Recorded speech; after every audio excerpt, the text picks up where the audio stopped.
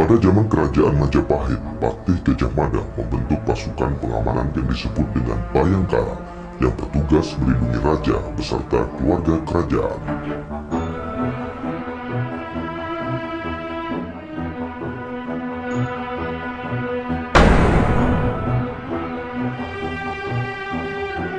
Kepolisian modern Hindia Belanda yang dibentuk antara tahun 1897 hingga 1920 adalah merupakan cikal bakal dari terbentuknya Kepolisian Negara Republik Indonesia saat ini.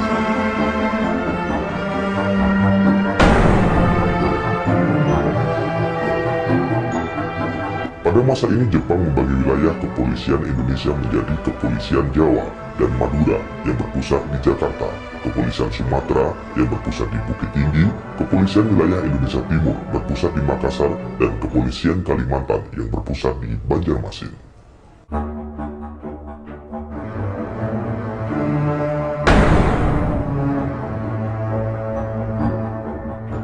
Tidak lama setelah Jepang menyerah tanpa syarat kepada sekutu, pemerintah militer Jepang membubarkan PETA dan Gyugun, sedangkan polisi tetap bertugas seperti sedia kala, termasuk waktu Soekarno-Hatta memproklamasikan kemerdekaan Indonesia pada tanggal 17 Agustus 45. Proklamasi kami, bangsa Indonesia, dengan ini menyatakan kemerdekaan Indonesia. Inspektur kelas 1 atau Letnan 1 Polisi Muhammad Yasin, Komandan Polisi di Surabaya, pada tanggal 21 Agustus 1945 memproklamasikan Pasukan Polisi Republik Indonesia. Sebelumnya pada tanggal 19 Agustus 1945 dibentuk Badan Kepolisian Negara atau BKN oleh Panitia Persiapan Kemerdekaan Indonesia.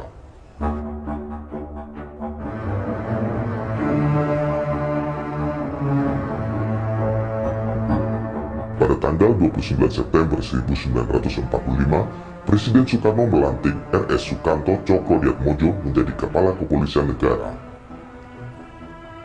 Kemudian mulai tanggal 1 Juli 1946 dengan penetapan pemerintah tahun 1946 nomor 11, Jawatan Kepolisian Negara yang bertanggung jawab langsung kepada Perdana Menteri. Tanggal 1 Juli inilah yang setiap tahun diperingati sebagai Hari Bayangkara hingga saat ini.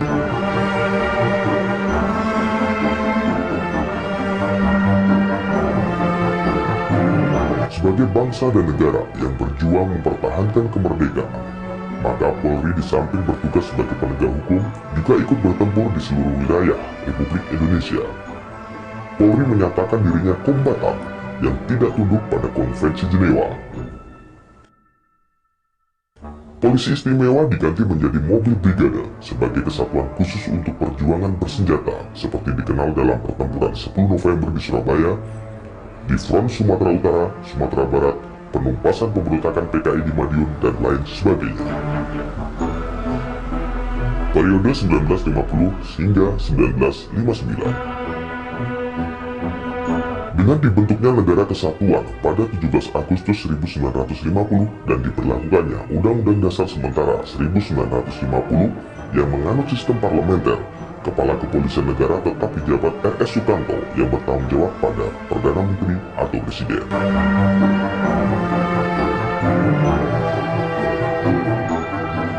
Kedudukan Polri kembali ke Jakarta karena belum ada kantor, digunakanlah bekas kantor Hof van der Gens Algemeen Politik di gedung Departemen Dalam Negeri.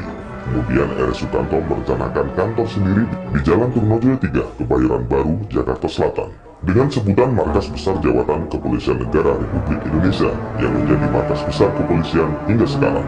Ketika itu menjadi gedung perkantoran termegah setelah Istana Negara.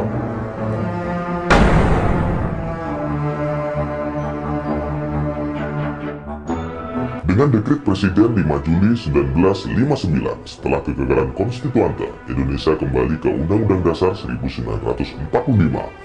Namun dalam pelaksanaannya kemudian banyak menyimpang dari Undang-Undang Dasar 1945. Jabatan Perdana Menteri, saat itu almarhum Insinyur Juanda, diganti dengan sebutan Menteri Pertama. Polri masih tetap di bawah pada Menteri Pertama sampai keluarnya Kepres nomor 153/1959.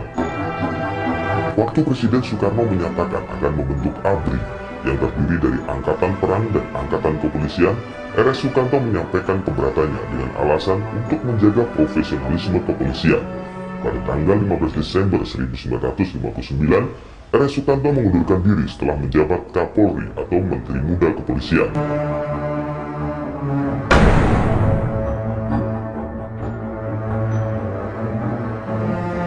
Karena pengalaman yang pahit dari peristiwa G30 SPKI yang mencerminkan tidak adanya integrasi antara unsur-unsur ABRI, maka untuk meningkatkan integrasi ABRI tahun 1967 dengan SK Presiden nomor 132/1967, tanggal 24 Agustus 1967 ditetapkan pokok-pokok organisasi dan prosedur bidang pertahanan dan keamanan, menyatakan ABRI merupakan bagian dari organisasi Departemen Hankam meliputi AD, AL, AU, dan AK yang masing-masing dipimpin oleh Panglima Angkatan dan bertanggung jawab atas pelaksanaan tugas dan kewajibannya kepada Menhankam atau Pangap.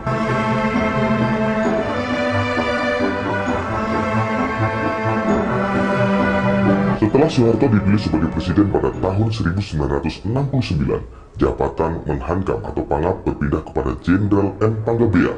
Kemudian ternyata betapa ketatnya integrasi ini yang dampaknya sangat menyulitkan perkembangan Polri yang secara universal memang bukan angkatan perang. Pada tahun 1969 dengan Kepres nomor 52/1969, sebutan Panglima Angkatan Kepolisian diganti kembali sesuai Undang-Undang nomor 13/1961 menjadi Kepala Kepolisian Negara Republik Indonesia. Namun singkatannya tidak lagi KKN tetapi Kapolri. Pergantian sebutan ini diresmikan pada tanggal 1 Juli 1969.